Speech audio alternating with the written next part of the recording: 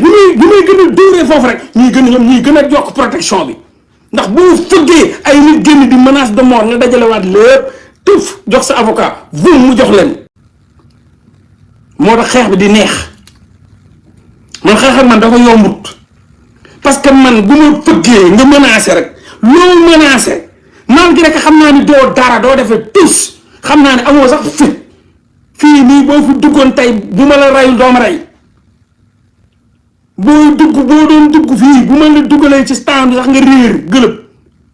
boo Sénégal ngay toog di menacé mais bu doon fii la boo doofoon ba dugg fii man mun naa laa éliminer te coow di jib bal du tàkk nguur bu soxla woon tey kuy rey moo laa du naan day jël benn fàq man tux yaa mbaam toog fële def ay restaurant di duul kon fii la ñëw fii la crips yi nekk fii la bloods yi nekk fii booy ay reykatu nit dëgg yi ñoo fii lañ nekk reykat nit newul Sénégal fii ñoo lay rey di naan ndox di dem seen yoon fii la criminel yi nekk fii la reykatu nit boo duggee seen jeel am na ay jeel spécialement ay ñoo xam ne ay rey dañuy yar feta rek di dóor tël rey ay 30 40 fii lañ nekkuñu Sénégal ku soxla woon kuy rey moo laa du Sénégal ngay jël benn fàq man tux yaa mbaabu ne tat nga ñëw indi ko mën na kooku da nga koy reylu sax kooku bu ñëwoon fii nga ngàdd ko boo ko dóoree barre de fer mu wàcc ak say élément dugaat sa oto dem sa yoon dof yooyu noonu ñoom yëngaluwuñ kenn Sénégal lañ nekk di bandulu ñoom ñëpp di wéylu fii bu ñëwee crips yi lañ fi fekk bloods yi lañ fi fekk fii ay gang lañ fi fekk ay drug dealers ay men killers ay reykati nit ay ñu armé seen fetal partout ak ay dóor ak barre de fer fii lañ lay wàcc dox seen dox te fii ñu ngi fi dox ci partières yi yàgg ci fii nag yàgg ci temps bi fii de depuis 2016 ñu ngi around fii Canada Amérique Canada dox fu nekk donc du ay tappat yooyu nekk Sénégal di menacé ñoo may yëngal man I was in the boat I was in the street I was in New York City I was in the Bronx I was in Harlem bu may dëkk maa ngi dëkk Queens dëkk naa Queens dëkk naa lu mu tuddati Jamaican Queens ci Swansea man dëkk naa Jamaican Queens ci Swansea kër bu muy dugg da ngay def nii sur terrain wàcc dugg ci biir gars yi ñii yeewu ñii tëdd I was in slums dox naa New York I was in New York man boo yu kenn drogue ba def taat seen tubéy yi wàcc nii ba ci taat yi te duñ ko sentiré di dox naa nii comme Canara ay killer niggas man duma toog bay bërëng Harlem bërëng Harlem bërëng Queens dem Detroit dem feneen ak feneen ñëw di gis ay faqmaan yi tappet yi nekk Sénégal ku ne di def vidéo waaye moo ko jafee yow tu es malade man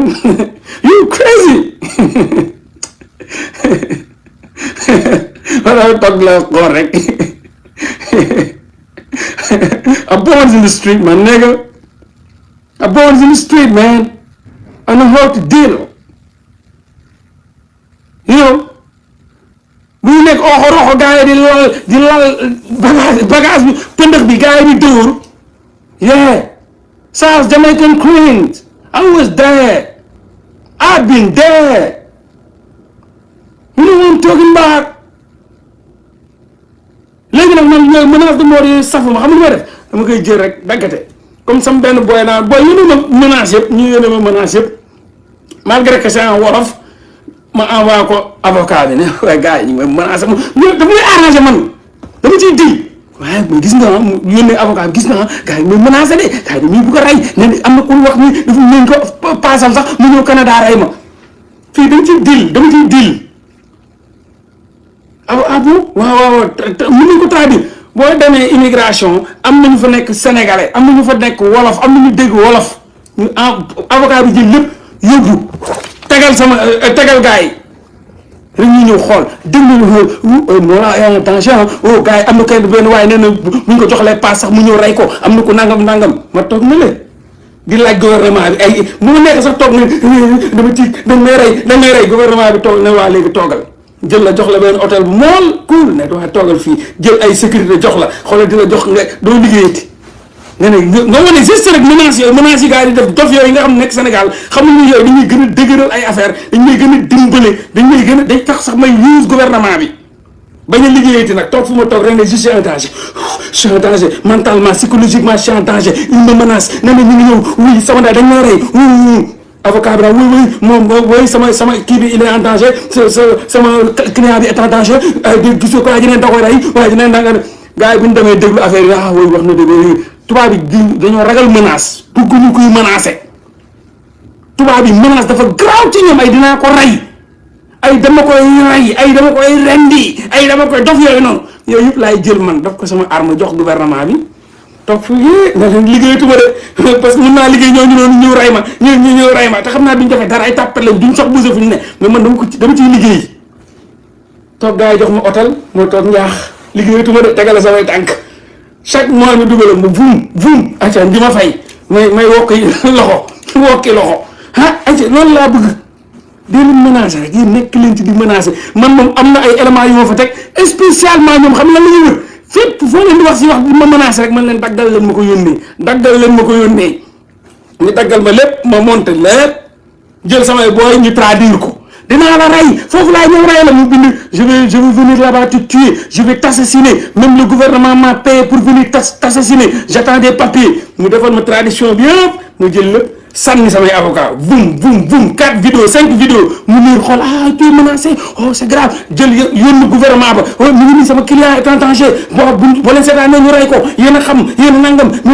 il est en danger gars yi ñëw yokkal may sécurité yokk fay ma du ma sax liggéeyati nag léegi ma toog njaax di jot samay salaire yéen a may dimbale de bu leen bàyyi de menacé leen rek yéen a muy dimbale fu mu ne nii liggéey sax laa defatul rek léegi maa ngi cay jàpp demain psychologiquement je suis atteint léegi yéen a may bëgg a rey yéen a may menacé je suis en danger perpétuel waaw léegi nag ñoom ñu ñëw nag jox ma ab hôtel nag hôtel bu yaatu hôtel de la Fior hôtel si boobu ba léegi ñun fii laay fee maa ngi nii sama hôtel lañ ma jox ma hôtel léegi hôtel sax bu gën a neex ne ba pare bien sécurisé hôtel bien sécurisé ma toog jóge naa sama kër bu yàgg xool maa ngi nii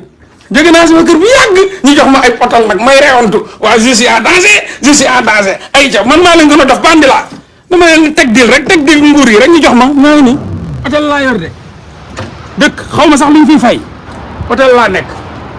hôtel xoolal fu ma nekk xoolal nu mu toll xool leen man maa ngi fii de maa ngi sama hôtel de continuer leen menaces yi rek continuer leen menace mooy dóor gouvernement bi je suis en danger ñu lay jox hôtel ngay lekk ba suur di naan ba mandi liggéey sax laa bàyyi nag léegi maa ngi nii voilà lii ni hôtel la de hôtel ndax man rek je vis solo teg sama ataaya loo xam ne seen menaces yi neex na de bu leen ko bàyyi nag boo leen ko bàyyi rek ma yàqu dama ciy dund xaaral ma teg sama ataaya hôtel la laa yor hôtel maa ngi nii teg naa fi samay saak ak lépp maa ngi dund bu neex waaye ay ca na menace yi dal na yokk nag bu leen bàyyi de na yokk de man moom maa ngi ciy dund moom maa ngi ciy dund de waaw nee naa gouvernement je suis en danger sécuriser leen ma ñu yokk ma sécurité jox may hôtel bi ñoom ñoo koy sécuriser booy dugg ñoom ñoo nekk ci suuf tout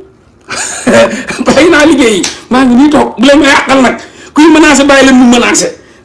bu baax yokk leen man may dóor di yokk rek di yokk je suis en danger voilà bu ma woowee sama avocat mu ne ma yokk ay continuer noonu dalal rek yow dem yokk rek ñoom ñuy yuux rek ngay dagg di yónnee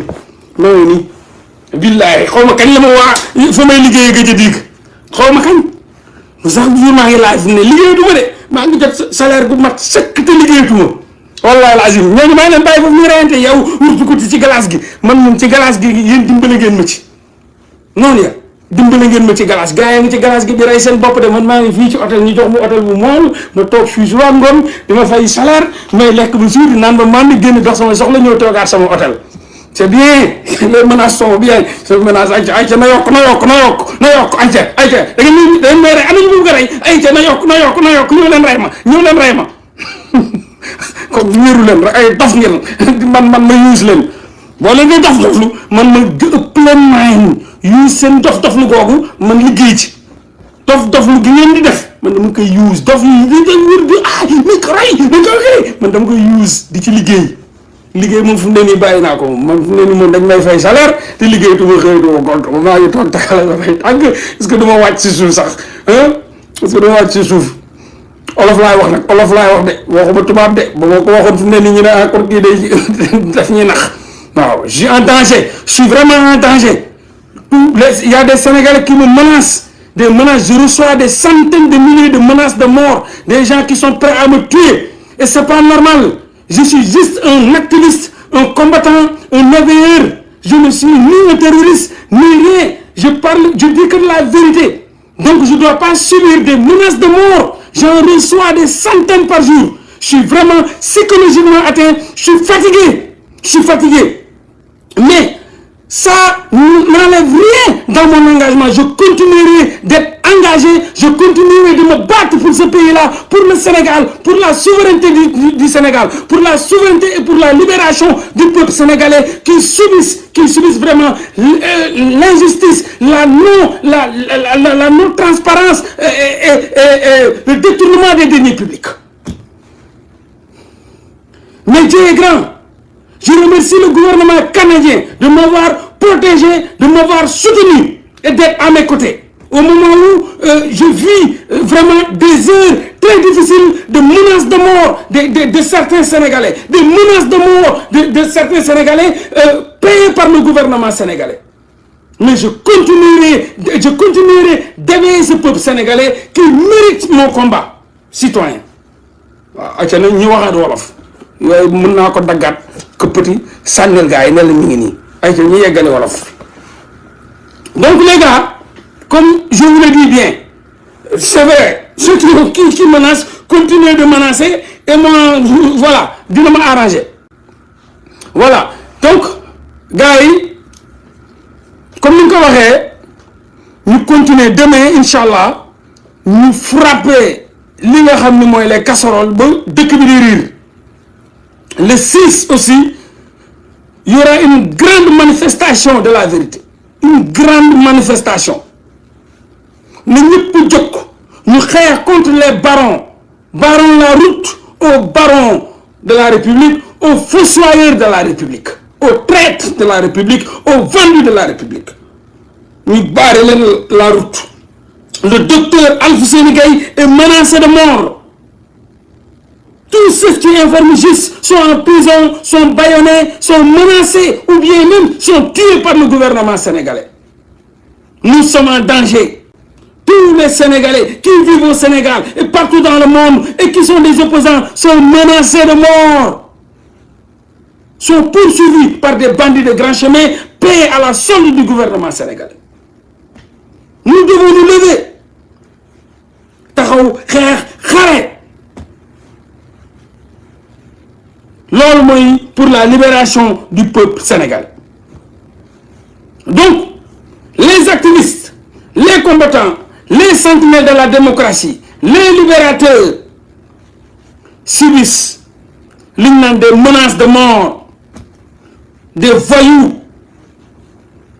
des repris de justice payés par le gouvernement sénégalais à coups de millions pour assassiner, pour empoisonner, pour emprisonner et tuer des opposants. Donc le 6 inchallah soyons debout na ñëpp jóg ñu dem fees dell place de l'Obélisque ba mu des centaines de millions li ñu def tey ñu yokk ko triplé ko ñëpp fees dell foofu ñu xeex ko c'est super intéressant et important. jóg leen ñu xeex voilà maintenant comme ni ñu ko mën a waxee aussi am nañ dëgg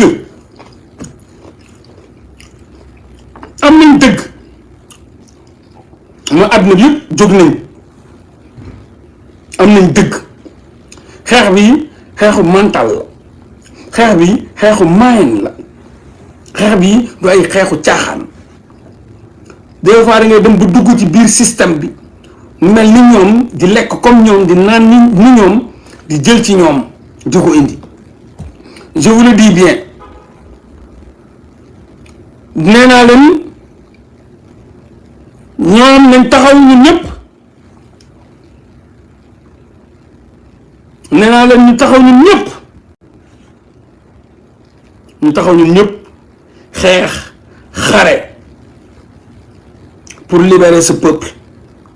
ñi nga xam ni lépp li indi lii lépp fii la tegu. Un opposant bu ñuy bëgg a sosal bu ñuy bëgg a takkal pour éliminer ko pour toog. Sénégal amul justice, il n'y a pas de justice au Sénégal, il y a des bandits au Sénégal, des injustes qui jugent les honnêtes Sénégalais, les honnêtes citoyens sénégalais. Mamour Diallo, bi ñu defee les réquisitions téléphoniques Sonatel, on a trouvé ci appel yi gars yi def nañ ko Sonko am na loolu, il l'a déposé auprès de Maham Diallo qui est le doyen des juges et au procureur de la République. Réquisition téléphonique yi am na le numéro 77 396 79 38. Ce numéro-là est le numéro de Viviane. jël leen 77 396 79 38. C'est le numéro de Viviane Wade.